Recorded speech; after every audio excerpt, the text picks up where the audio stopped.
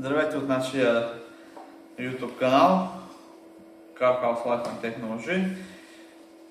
Това видео го правя, защото доста хора ми писаха и искаха да обясня за цени и обслужване за автоматична скоростна кутия за Mercedes 7G-Tronic и 9G-Tronic. Накратко ще обясня в това видео каква е сумата за обслужването на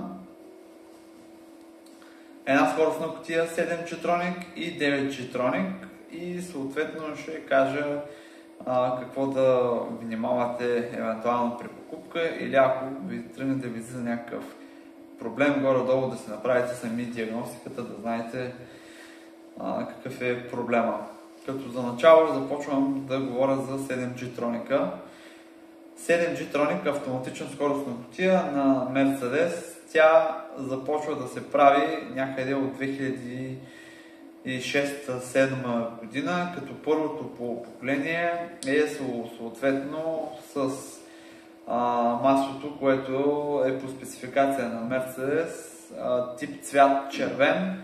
За него е особено и се характеризира за първото поколение на скоростна кутия, че като конструкция реално е най-съща, но има разлики вече в следващото ниво в електрониката. Като по-новото поколение вече започва да го слагат от 2010 година и продължава нагоре реално до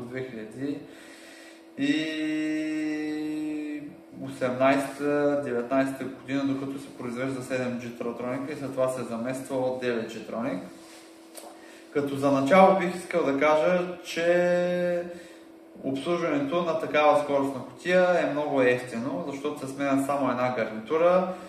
Реално картера ви е метален, сменя се гарнитурата и един филтър, като оригиналните и aftermarket частите са доста, бих казал, евтини, не са скъпи. Така че даже и оригинални да сложите и aftermarket, всичко е окей. Приблизително да ви кажа с хубави филтри на кнех, които не са оригинални или на махле, то е едно и също. Цената им възлиза с гарнитурката не повече от 100 лева, като говоря за топ качество в автомаркета и бих казал, че може би и оригинала пак се произвежда от кнех или от махле. Като цяло при новото поколение на 7G-Tronic синьото масло е малко по-скъпо от червеното, но то се води 7G-Tronic Plus като цяло. 7G-Tronic, автоматичната скоростна кутия 7G-Tronic на Mercedes се разделя на две нива, като едната е с автоматично управление на скоростите, а другата е с ръчно или по-точно с жило, като примерно при жилото ги слагат на по-старите модели на E-класа. Също така и новия модел на E-класа 212, която вече претърпява фейслифт, още преди целия фейслифт, който слага целия фар, а не разделения на къси дълги, където е разделен на отделни модули. Още в него започва да се вгражда, претърпява един фейслифт, започва да се вгражда новата роботизирана или автоматично сменяща предавките скоростна кутия. В смисъл автоматично, като казвам, те и в двата варианта се сменят сами. Става дума за електронното подаване на сигнала към кутията, който вече е разположен, като е разположен зад волана, като лостче, в което всичко се извършва роботизирано, а при по-стария модел е разположен като топка за ръчни скорости, така най-разпространения вариант, който при натискане на спирачката се освобождава лоста и се дава съответно на D, N, R А вече при автоматичния вариант всичко е само с бутането на лошчето, което се извършва и съответно механически и роботизирано в кутията. Какви са проблемите? Говорим само за 7G троника. Проблемите на тези скоростни кутии се водят като цяло доста здрави, но като се има в предвид, че доста от колите в България на доста високи изминат пробег, съответно довежда до тяхното чупене. Като цяло от електрическата част какво се троши? Значи вътре има една дънна платка, която е пластмасова, на нея са разположени соленоиди и са разположени сензори, съответно и компютъра. Като цяло това е една от най-скъпите части, без механическата част, тя е най-скъпа, реално, но от електрониката това е като цяло. В тази дънна платка много често се развалят соленоидите, които в случая не са много скъпи. Всеки един соленоид може да се намери, казвам приблизително, примерно от 150 лева до към 300-400 лева според зависимост. Втора ръка е възможно да ги закупите и за по 40 лева, 40-50. Като цяло това е един от проблемите. Най-често срещания проблем е тъй наречените speed сензори, които в принцип биват 3, един по-големичък, по-висок и други два по-малки, като грешки на автомобила, като се закачи на диагностика, дава speed сензор E3, E2, E1, че има проблеми, примерно, или E3N3 или нещо подобно, според зависимост, ако се закачи с Mercedes-Benz диагноза, било с КТС, било с някаква друга диагностика, примерно, както казах, КТС на Bosch, или пък даже с Delphi, или пък с Launch. Каквото и да е, по принцип това ги изписва като грешки. Тези сензори, запомнете, когато ви дадат грешка, те вътре са с електронни проводници, които задължително трябва да се подменят. За съжаление, сензорите не са скъпи, можете да ги намерите и в китайски сайтове, и в eBay. Примерно 3 ви сензори ще струват не повече от 100 лева. Даже в много случаите идва и с уред за премахване над стария сензор, който в случая представлява вид тръбичка и в средата е порязана. Но ми давам съвет, не идете да се пробвате сами да си го премахвате, понеже има възможност да счупите самата платка, поне се избива с сила, с почукване и може да доведе до счупване, което реално не ви го препоръчвам да го правите. Другото като съвет, което бих ви дал е, примерно, на мен ми се е случило да потърсите някой сервис, който се занимава лично с такава дейност. Аз съм използвал услугите на Soft Electronic, без да правя никаква реклама. За смяната на тези 3 сензора преди 3-4 години ми взеха в порядъка на 1000 лева, като аз смъкнах тези сензори и няколко пъти това съм го правил при тях, поне на 3-4 коли. Смъкваме самата платка, обезмаслявам я, слагам я в аерофорио, в едно кашонче и я изпращаме. Съответно те ви ги сменят, тествате и ви я дават вече тествана, което всичко е окей. И като цяло аз съм доволен. В случая ще спестите, ако сами си ги сменяте, доста голяма сума, но има вероятност да я счупите, а чупенето реално ще ви коства доста пари, защото самата пластмаса, в нея е разположен и компютъра, струва доста висока сума. Това е по принцип като от нещата, които най-често се развалят. Може да ви се развали и компютъра, там не ви го пожелавам, но почти не съм чувал истории по евентуално първите поколения на 7G Tronic Plus, което е със силното масло. имаха проблеми, но там примерно са заменяни в Мерцедес. Не мога да кажа с точност, защото знам, че има дефектирали бройки. Лично аз имах кола, която беше подменена електрониката в Mercedes. Тя е 2011 с 7 G-Tronic Plus, а електрониката, като отворихме за смяна на масло, беше 2015. Друго нещо, което вътре се чупи, това е вече механическата част, която там въобще не ви пожелавам, понеже при нея има износване на фрикционните дискове, които водят до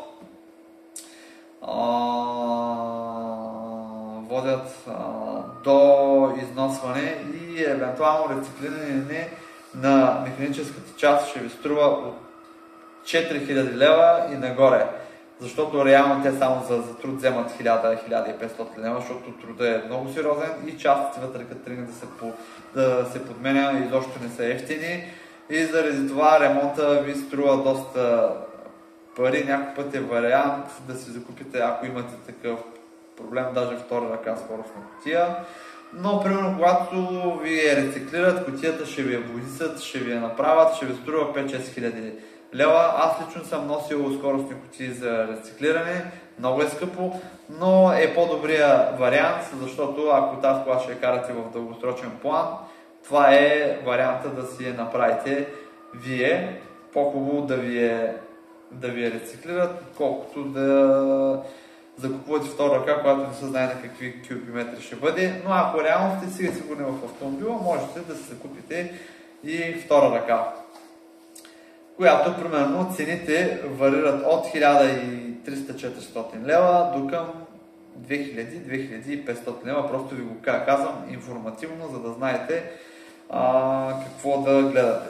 Така, другото нещо, което се чупи в тези скоростни кутии е отпред има един електромотор, който той е външен, много често той не дефектира, но между него има една гарнитура, която почва да пропуска и за съжаление тази гарнитура не се предлага като ремонтен комплект. Тя е вид ламарина, от някакъв сплав, не мога да кажа точно от какво е. От агресията на маслото протича. Лично аз съм сменял няколко пъти и това електромоторче е скъпо от 1500 до 2-3 хиляди лева. Вариантът е да си го закупите втора ръка, но както така казвам, при втора ръка част от гаранция няма, заради това въпросът е много така спорен, но откровенно ще ви кажа, аз съм търсил ламарина, такава ламарина на гарнитура, даже бях говорил с фирма, която евентуално да ми изработи. Но проблема е, че фирмата не знае от каква сплав е направена с точност, така че варианта да направим такава гарнитура просто отпадна и за съжаление търсих къде ли не по сайтове, в целия Google съм го преровил, няма. Това е един от проблемите. Много хора няма да го споменат, но аз може би ще съм един от първите, който го споменава в това видео в YouTube. Друго. В електрическото управление вече на фейслифтовия модел на 7G Tronica, както казах вече лошата където се горе, много рядко дефектира електрониката, но и да дефектира понадлежи също на ремонт, където има фирми го правят и ремонта примерно може да ви струва от 500 до 1000 лева, според зависимост какво се е случило.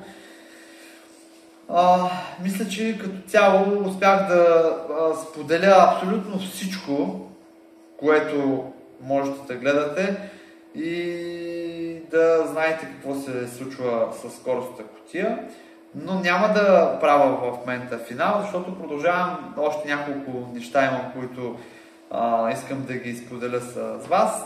Има рестартиране на 7G автоматична скоростната кутия на Mercedes. Рестартирането в много случаи става или с старт диагноза на Mercedes, или пък примерно чрез ръчен вариант, в който можете да натиснете педала на газта, да дадете първо колата на контакт, след това задържате педала на газта между 20 секунди връщате ключа и тогава отпускате педала на газта и по спецификация на Мерцедес дават между 5 и 8 минути, даже да не излизате от колата, да останете вътре, за да може да се рестартира електрониката и да ви се рестартира скоростната кутия.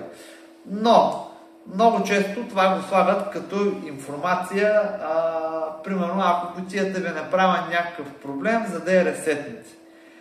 Да, този проблем един път направили го, ако ще да я ресетвате 200 пъти, няма да се оправи. Това ви го казвам от съвет, понеже аз съм го правил, аз поддържам автопарк, поддържал съм сигурно над 15 такива автомобила с 7 G-Tronic на Мерцедес и смело мога да кажа, че съм фен на Мерцедес, така че не ме притеснява да го споделя това нещо и заради това ви го казвам. Въобще не дейте да си правите труда да я рестартирате, нищо няма да се промени. Единствено вика, че при рестартирането може да се адаптира на вашия режим на работа, на каране, но тя и без това автоматичната скоростна кутия 7G Tronic се адаптира на вашето каране, тъй че няма да имате някакъв проблем, в който да се притеснявате, че кутията няма да се адаптира. След 20 000 км на вашето каране, старите настройки и без това се изтриват, защото тя вече колата знае и вие по какъв начин я карате и без това тя се прави самостоятелни и автоматични адаптации, така че просто ви го казвам като съвет да знаете, че това нещо няма да се промени. Другото нещо, моят съвет е задължително си карайте колата с ОМ-ско масло на Мерцедес. В смисъл, имам направени теми за моторно масло, но за масло за трансмисия, що ме дадено спецификация по Мерцедес и е брандирано в кутия на Мерцедес, много често вътре се слагат добавки, където то е предвидено за тази кола. Примерно, аз мога да дам пример, без да правя реклама. Примерно, Титан Фукс могат да произвеждат масло, аз съм им голям фен, минал съм даже през техен семинар, могат да произвеждат,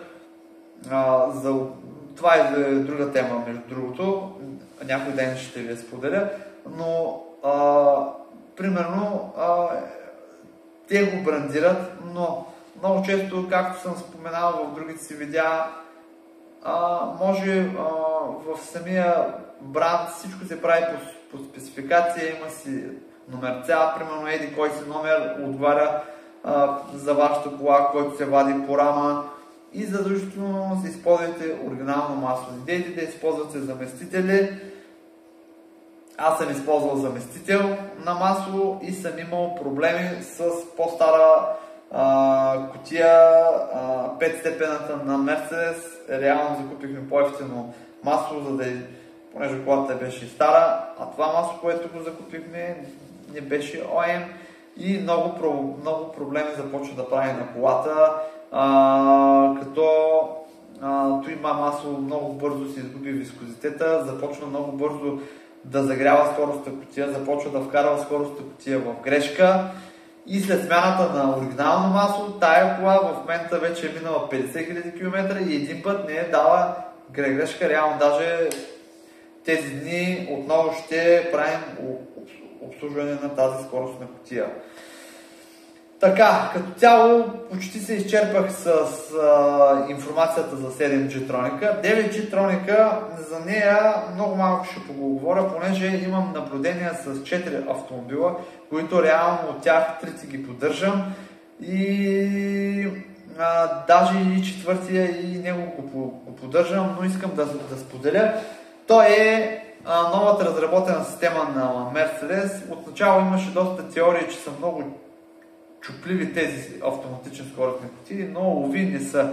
Едната кола е вече на 300 000 км с 9 G-Tronic. Абсолютно няма никакви проблеми, но маслото, както казвам, се сменя задължително ОМ и се сменя точно в определения период, даже ако примерно ви пише, че ви го дават на 40 000 км или на 50 000, ние го сменяме на 30 000.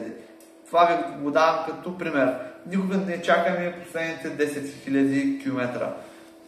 Другото, което се различава, което виждам между 7G Tronика и 9G Tronика, че обслужването на 9G Tronика е много по-скъпо. Значи там се сменя директно картера, целия, който е необслужваем, той се предлага нов картер, както при BMW-тата, и за BMW-тата ще направя видео, в което ще коментирам и ще говоря, но това е вече съвсем друг въпрос. И самия картер и филтъра вътре е доста по-скъп. Ако примерно ви идва 80 лева автормаркета на 7G Tronика, автормаркета на 9G Tronика ще ви дойде 3 пъти по-скъп, може и 4. За съжаление, това е като минус, който го учитам. Може от една страна да е по-добре, но реално не е по-добре, понеже ви бърка финансово в джоба. Самия филтър е вграден в картера и това се прави с цел да се улесни смяната му, в смисъл маха се, няма да се нуждаете от обезмасляване на картера, защото при 7G Tronика трябва да се обезмасли, да се измини, да се изчисти, да се оставя, да се проветри, да се смени гарнитурката, да се внимава как се слага, да не се сгъни. И реално правят се цел по-бърза смяна, но съответно бърка и в джоба на самия собственик, което е за мен е голям минус. Може да е плюс за сервизите, които ги обслужват, но е минус за самия собственик. Така че 9G Tronика като наблюдение в момента не мога да кажа нищо, понеже всички четирите коли ги обслужвам. Едната е на 150 000, другата е на 180 000, другата е отново там на около 140 000 км и последната е на 300 000. Имам 5 коли, които четирите ги обслужваме и горе-долу не знам километрите, включително и с петата поддържам контакт с собственика и питам как се държи. И всичко е окей, няма проблеми, но както казах, задължително трябва да си сменяте маслата на време. Моят съвет е ОМ масло, ОМ филтри или поне ако правите смяна на филтри, закупете най-качествените, защото това все пак ви е трансмисията и там маслото не е като при автомобилното да се сменя прямо на всеки 15 000 км, има интервали, което е прямо 50, 60, 70 хиляди според зависимост от производителя. С тази тема мисля, че обхванах обширно горе-долу с цени, с обяснения, кое колко струва и какъв ви е ремонта. Заради това мисля, че ще помогна на доста хора. Благодаря с това, че се абонирате в моя YouTube канал. Както съм казал, аз го правя за развлечение. Опитвам се да помагам на хората. В момента няма да влизам в моите дълги подробности, както постоянно ги споменавам. Надявам се, може би не всичко казвам както трябва да е или нещо пропускам, за което се извинявам, но това, което аз съм се сблъскал, това, което аз правя, това, което съм виждал, не чета информация, примерно да ви я предоставям от интернет, а ви казвам от личния си опит, в който се опитвам да ви помогна. Така че ако канала ви харесва, не забравяйте да се абонирате в нашия YouTube канал, споделяйте го с приятели, коментирайте. Винаги се опитвам да отговарям на съобщенията, гледам да съм коректен с всички ви.